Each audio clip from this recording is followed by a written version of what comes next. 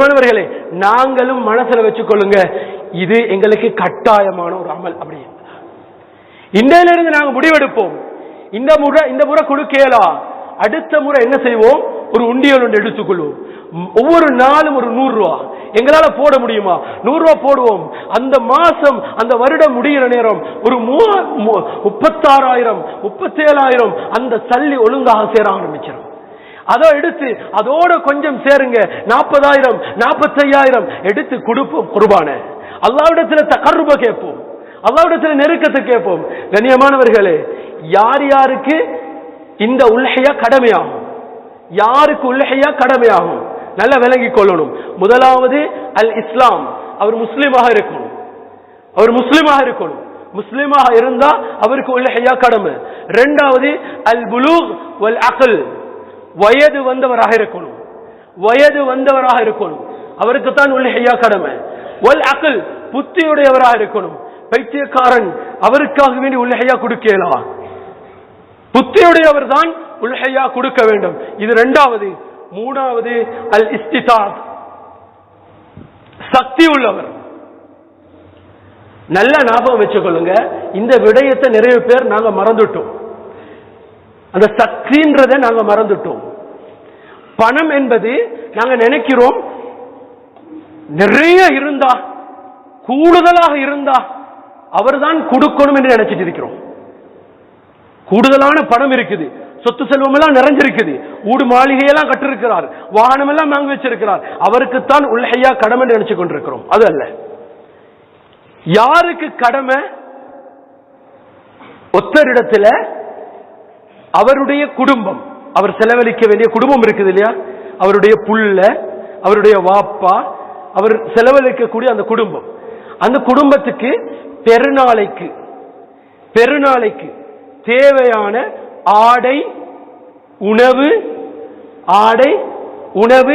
அவர்களுக்கு தேவையான செலவுகள், இதர செலவுகள், இது போக யாரிடத்திலே மேல் மிச்சமாக இருக்கிறதோ அவர் உல்ஹியா கொடுப்பதற்கு தகுதியானவர்.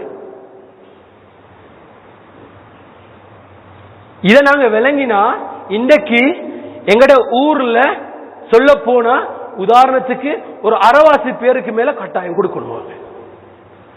அவங்களுக்கு சுண்ணமாக்கதா, வலியுறுத்தப்பட்ட சுண்ணத்தவருக்கு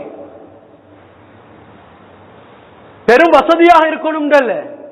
அவருடைய குடும்பம் அன்றைக்கு பெருநாளுடைய நாளையில சாப்பாடு, ஆடை, அதோட தேவையான சில விடயங்கள், இவைகள் போக மேல் மிச்சமாக இருந்தால் அவர் கொடுப்பது அவருக்கு சுன்னா முஅக்கதா. எனவே கண்ணியமானவர்களே, எனவே இந்த விடயத்தை நல்ல அறிந்து, இந்த வருடம் எங்களுக்கு முடியலண்டா அடுத்த வருடத்தில் இருந்தாவது நாங்க கூட்டாக கொடுக்கக்கூடிய அந்த குர்பான்ல என்னுடைய பங்கும் இருக்கணும். நியத்து வச்சுக்கொள்வோம், இன்ஷா அல்லாஹ் நியத்து வச்சுக்கொள்வோம், ஏண்ட பங்கும் அதுல இருக்கணும். அடுத்தது கடைசியாக சொல்லி முடித்துக் கொள்கிறேன், கொடுக்கக்கூடிய அந்த உல்ஹியா பிராணி,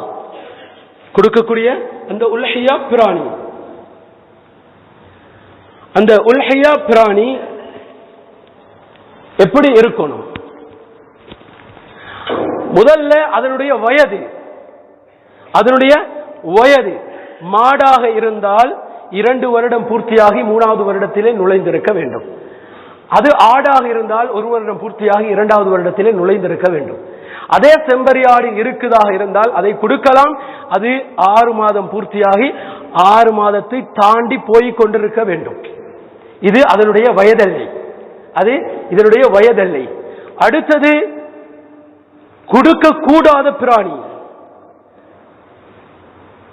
அல் அவுராஉல் பையனு அவுருஹா, எது குருடாக இருக்குதோ அதை கொடுக்க முடியாது. நபி அவர்கள் சொன்ன வார்த்தை. குருடான மாட்டை கொண்டு வந்து ஒருத்தர் அறுத்தால் அது உல்ஹியாவாக கபூல் செய்யப்பட மாட்டாது. இரண்டாவது, நோயில் இருக்கக்கூடிய மாடு, நோய்வாய்ப்பட்டிருக்கக்கூடிய மாட்டை ஒருவர் குர்பான் கொடுத்தால் அது அவரிடத்தில் இருந்து கபூல் செய்யப்பட மாட்டாது. மூணாவது அல் அர்ஜாஉல் பையினு அரஜுஹா, நொண்டியாக இருக்கக்கூடிய மாடு கொடுக்க முடியாது. நல்ல ஞாபகம் வச்சுக்கொள்ளணும். நொண்டியாக, கால் நொண்டியாக இருக்குது, கால் வெட்டப்பட்டிருக்குது, காது வெட்டப்பட்டிருக்குது, ஒரு துண்டு போயிருக்குது, ஒரு சத துண்டு போயிருக்குது. இதை கொண்டு வந்து குர்பான் கொடுத்தால் அந்த குர்பான் கபூல் செய்யப்பட மாட்டாது. வால் வெட்டப்பட்டது, சிலவங்க கொண்டு வந்து வாழை வெட்டினதை கொண்டு வந்து குர்பான் கொடுப்பாங்க, கபூல் செய்யப்பட மாட்டாது. அடுத்தது அல் அர்ஜா உள்ளதி லா துன்கி, மெலிந்து போனது. மெலிந்து போனது, நல்ல மெலிந்து அதனுடைய முள்ளெல்லாம் விளங்கி கொண்டிருக்குது, அதுல இறைச்சில பங்கு இருக்காது, அதை அறுத்தா வெறும் முள்ளுதான் இருக்கும். அதை கொண்டு வந்து இவர் குர்பான் கொடுக்கிறார். இது அல்லாஹ்விடத்துல கபூல் செய்யப்பட மாட்டாது. இது கபூல் செய்யப்பட மாட்டாது. எனவே குர்பான் கொடுக்கக்கூடியவர்கள் வாங்கக்கூடிய நேரம் குர்பானுடைய மாடு இப்படிப்பட்ட மாடா என்பதை பார்த்துக் கொள்ள வேண்டும். அடுத்தது நேரம், கொடுக்கக்கூடிய நேரம் ஒன்று இருக்குது. அந்த கொடுக்கக்கூடிய நேரம் என்னண்டா, பெருநாளுடைய அந்த தொழுகை முடித்ததற்கு பின்னால் இருந்து ஐயாமு தஷ்ரீக், அதாவது பெருநாளுடைய 3வது நாள், பெருநாள் முடிந்து 3 நாள் முடிந்து அந்த 3வது நாளுடைய சூரியன் மறைவதற்கு முன்னால அவருடைய குர்பானை குடித்து முடிக்க வேண்டும். முன்னாலோ பின்னாலோ கொடுத்தால் அது உல்ஹியாவாக கபூல் செய்யப்பட மாட்டாது. அது உங்களிடத்திலிருந்து ஒரு குர்பானாக மட்டும்தான் கபூல் செய்யப்படும். அது சதகாவாக, ஒரு சதகாவாக, சும்மா கொடுக்கப்பட்ட ஒரு சதகாவாகவே தவிர அது கபூல் செய்யப்பட மாட்டாது. எனவே இப்படியான சட்ட திட்டங்களை விளங்கி அழகான முறையில பெருமைக்காக அல்லாமல் அல்லாஹ்வினுடைய தகர்ருபை வேண்டி இந்த குர்பான்களை நிறைவேற்றக்கூடியவர்களாக அல்லாஹ் சுப்ஹானஹு வ தஆலா எங்களை ஆக்கி அருள்வானாக.